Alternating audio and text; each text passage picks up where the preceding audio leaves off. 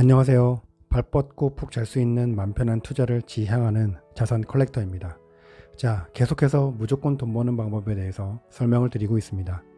지난 영상까지 두 가지 방법에 대해서 설명을 드렸고, 마지막 이 세 번째 방법은 약간은 어려운 방법이고 이해하기도 약간은 어렵습니다. 하지만 정말 쉽게 풀어드릴 테니까 편하게 들으시고 여러분은 적용만 하시면 됩니다. 자산에는 여러 가지가 있습니다. 제가 주로 다루고 있는 주식을 비롯해서 채권, 금, 은, 원자재, 비트코인, 원유, 부동산 등 엄청나게 많이 있습니다.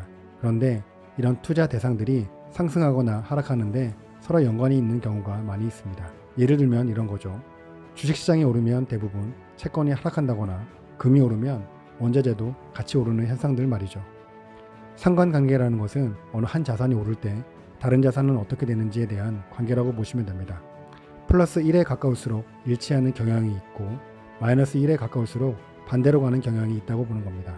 0에 가까우면 관계가 없다고 생각하시면 됩니다. 예를 들어서 표에서 S&P 500이 오를 경우 미국의 채권값은 마이너스 0.26입니다. 반대로 움직이는 경향이 있는 것입니다. 그리고 S&P 500과 금은 상관관계가 없습니다. 약간 어렵나요? 그러면 우리는 결론만 알면 됩니다. 우리의 자산 배치를 상관관계가 적거나 없는 곳에 배치하는 겁니다. 일명 자산 배분이라고 하는 것이죠. 그런데 기껏 자산 배분이라는 걸 했는데 삼성전자와 하이닉스에 몰빵을 했다면 서로의 상관관계가 높기 때문에 자산 배분은 아닙니다. 투자의 수익률을 결정짓는 요소는 여러 가지가 있지만 그 중에 대부분인 90%가 넘는 비중은 바로 자산 배분이라고 합니다. 해리 마코이치라는 분은 포트폴리오 이론이라는 논문으로 노벨 경제학상까지 수상을 했는데요. 이 내용의 핵심은 상관관계가 적은 자산들로 포트폴리오를 구성하면 적은 변동성으로 높은 평균 수익률을 달성할 수 있다는 내용입니다. 쉽게 얘기해서 미국 주식이 떨어질 때 채권에서 수익이 나고 미국 채권이 떨어지면 기름에서 수익이 난다. 이 정도로 이해하시면 됩니다. 우리가 많이 들어본 올해도 포트폴리오 혹은 사계절 포트폴리오가 이런 이론을 토대로 만들어진 포트폴리오입니다. 이 포트폴리오를 구성한 레이 달리오는 세계 정상의 헤지펀드 회사인 워터브리지의 수장입니다. 이미 많이 들어보셔서 아실 겁니다. 수익률을 한번 볼까요? 2006년 3월부터 2020년 3월까지 미국 S&P 500은 약 2배가 올랐고 사계절 포트폴리오는 1.8배가 올랐습니다.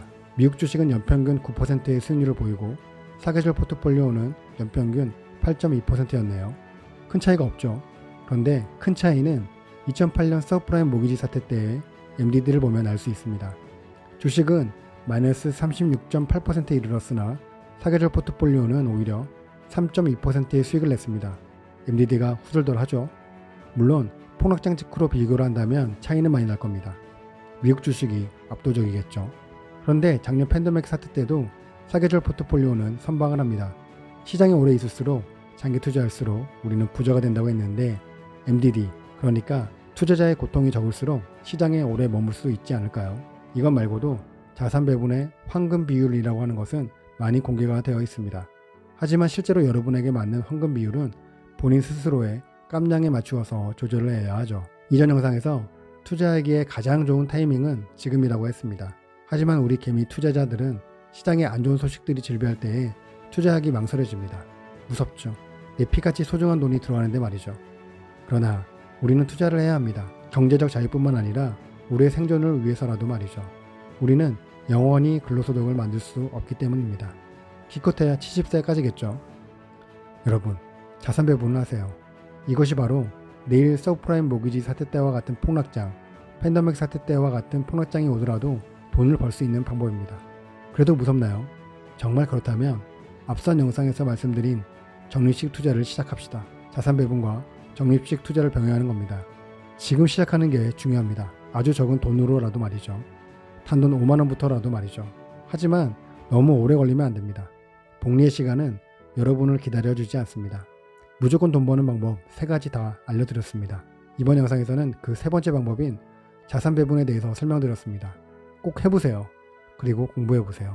자산 배분에 대해서는 조금 더 설명을 드리겠습니다. 여러분의 자산이 반토막 나는 것을 보기 싫다면 말이죠.